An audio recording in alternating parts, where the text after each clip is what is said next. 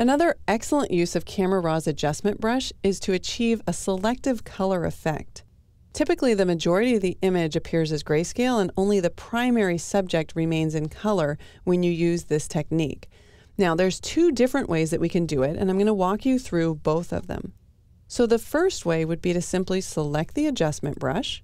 You can tap the K key on the keyboard to select it, and then make sure that all of the sliders are set to 0 except for the saturation slider, which will take to -100.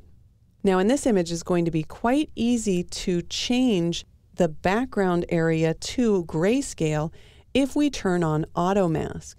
I'll use the right bracket in order to get a larger brush, and you can see that in this brush there are crosshairs right in the middle. Those crosshairs I can drag anywhere in the background, but I don't want to drag them on top of the green leaves, because if I drag the crosshairs on top of the leaves, it will sample that color and then try to take that to grayscale. Well, I don't want the leaves grayscale, so let's start painting, and I'm just going to be sure that I don't put the crosshairs underneath or on top of those leaves. So I can go in between them. I can go ahead and paint everywhere else, just being careful that the crosshairs don't go over the leaves. And of course I can let go and then start painting again. This doesn't all have to be done in one simple stroke. You can let go as many times as you want, and we'll just work our way around the image.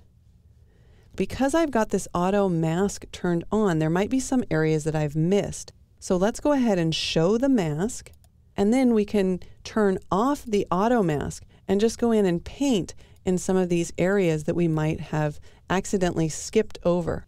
And I'll use the left bracket key to get a smaller brush and just paint out over here. Now I'll do this rather quickly so we don't waste a lot of time.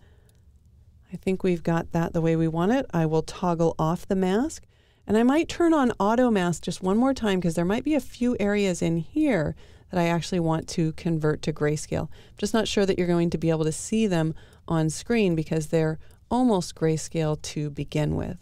Once I've got the areas converted to grayscale, the nice thing about this technique and doing it this way is I've created the mask for that whole background area. So not only can I change that so that it appears to be grayscale, because I've got the pin still selected, we can add additional options. So for example, if I wanted to take the exposure down a little bit in the background, I can do that in order to make the plant kind of pop forward.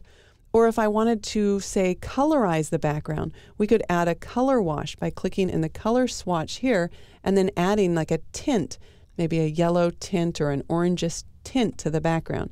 It all just depends on what you want to do to separate the background from the leaves. I actually prefer it without, so we'll just reset that to 0 and click OK.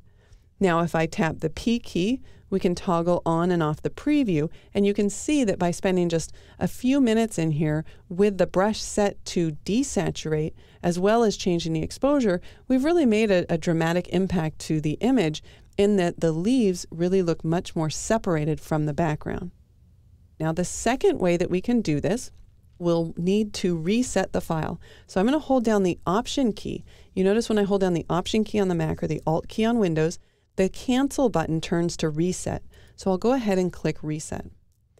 Now what this technique will do is it's actually going to take the whole image to appear as if it's grayscale, and then we can selectively just paint in a specific area that we want in color. So to do this, let's go back to the basic panel.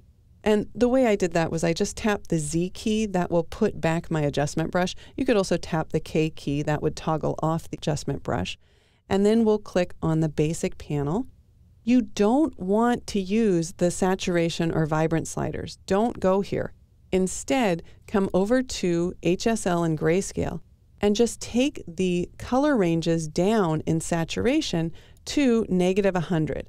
And you don't actually have to drag the sliders. I can just click on the far left side of the slider in order to bring those all down. Now it appears as if the entire image is grayscale, but of course everything here is non-destructive.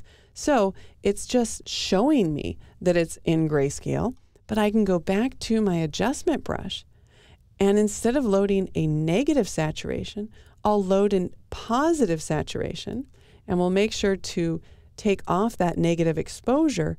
But now wherever I paint, I'm going to be painting back in the color from the image. So the HSL panel just simply hid the color. And now I can use the adjustment brush in order to paint in selectively wherever I want that color to appear. Now, the nice thing about doing the technique this way is that I can now go back to the HSL panel. So I'll tap the K key to get back to my panels. And if I decide that I don't want the whole background to be solid grayscale, if I want to bring back some of the colors, I can simply set these sliders up a little bit to bring back some of that color.